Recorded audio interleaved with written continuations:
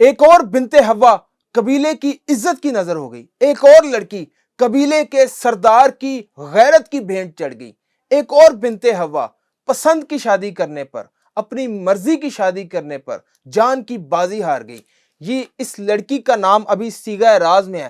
بانو ستکزئی کے بعد، بلوچستان کی بانو ستکزئی کے بعد یہ دوسرا واقعہ جو منظر عام پر آیا۔ ہوا کچھ یوں کہ راولپنڈی پیر ودائی کے علاقے فوجی کالونی سے ایک ایف آئی آر ہوتی ہے، 17 جولائی کو ایف آئی آر ہوتی ہے، جس کا مدعی ہے ضیاء الرحمان جو لڑکی کا شوہر ہے۔ ایف آئی آر میں کہا جاتا ہے کہ لڑکی یعنی کہ ضیاء الرحمان کی بیوی رات 1:20 پر اپنے گھر سے غائب ہوتی ہے، اسے اغوا کیا جاتا ہے، 10 تولے سونے کے ساتھ اور 1.5 لاکھ نقدی کیش کے ساتھ اسے اغوا کیا جاتا ہے۔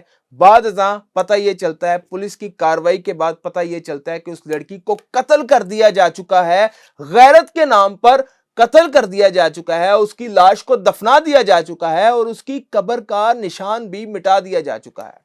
ایف آئی آر میں رپورٹ میں یہ منظر عام پر آیا ہے کہ اس لڑکی کے ساتھ ایک شخص جس کا نام عصمت اور دوسرے چند قبیلے کے دوسرے لوگوں کو گرفتار کیا گیا ہے، اور ساتھ ہی ساتھ قبر کھودنے والے اور قبرستان کے کمیٹی کے جنرل سیکرٹری کو بھی گرفتار کیا گیا ہے، جو اس واقعے میں ملوث ہیں۔ ہوتا کچھ یوں ہے کہ لڑکی کو اغوا کیا جاتا ہے اس کے گھر سے 19 جولائی کو۔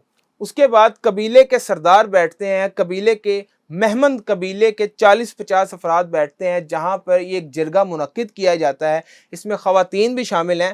اس جرگے میں مبینہ طور پر یہ فیصلہ کیا جاتا ہے کہ چونکہ لڑکی نے، جس کا نام ابھی سیغہ راز میں ہے، لڑکی کا نام منظر عام پر نہیں آیا، ضیاء الرحمان کی بیوی نے ضیاء الرحمان سے پسند کی شادی کی ہے، چونکہ قبیلے کی غیرت کو ٹھیس پہنچی ہے، قبیلے کی عزت مٹی میں مل گئی ہے، تو اس لڑکی کو قتل کر دینا چاہیے۔ قبیلے کے لوگ اس لڑکی کو کمرے میں بند کر دیتے ہیں، جہاں پہ برادری کے لوگ بھی ہوتے ہیں، اس لڑکی کے خاندان والے بھی ہوتے ہیں، اسے کمرے میں بند کر دیا جاتا ہے، اور پھر مرد اس لڑکی کو قتل کرتے ہیں قبیلے کے، اور لاش کو خواتین کے حوالے کر دیتے ہیں، جسے بعد میں تدفین کے لیے غسل و کفن دیا جاتا ہے، اور پھر رات کی تاریکی میں خاموشی سے اس کی لاش کو دفنایا جاتا ہے اور قبر کا نشان بھی مٹا دیا جاتا ہے، تاکہ کوئی سراغ باقی نہ رہ سکے کہ وہ لڑکی کہاں گئی، زمین کھا گئی، آسمان نگل گیا، کیا ہوا اس لڑکی کے ساتھ، کچھ پتہ نہ چل سکے۔ مقامی لوگ یہ جب دیکھتے ہیں تو مقامی لوگ پولیس کو بروقت خبر کرتے ہیں، لیکن پولیس تھوڑا سا ایکشن میں دیر کرتی ہے اور یہ واقعہ ذرا آگے چلا جاتا ہے، بات آگے نکل جاتی ہے۔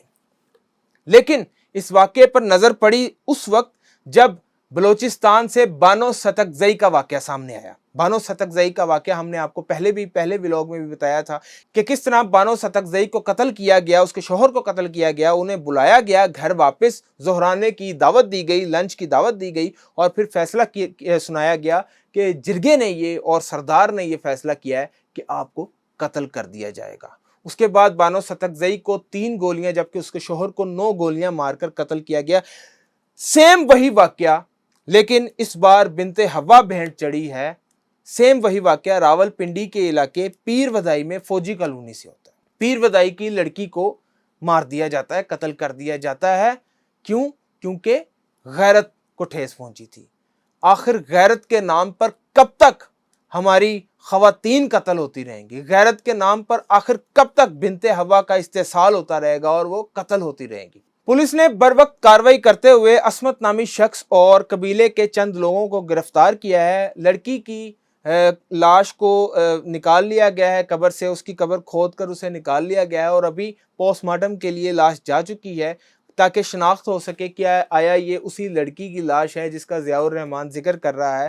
اس واقعے کے اندر کون کون کتنا ملوث ہے، ضیاء الرحمان کی بات میں کتنی صداقت ہے، اس کی ابھی یہ بھی ڈیولپنگ سٹوری ہے، اس کے اوپر اور مزید چیزیں سامنے آئیں گی، ہم آپ کے سامنے اور مزید چیزیں لے کر آئیں گے۔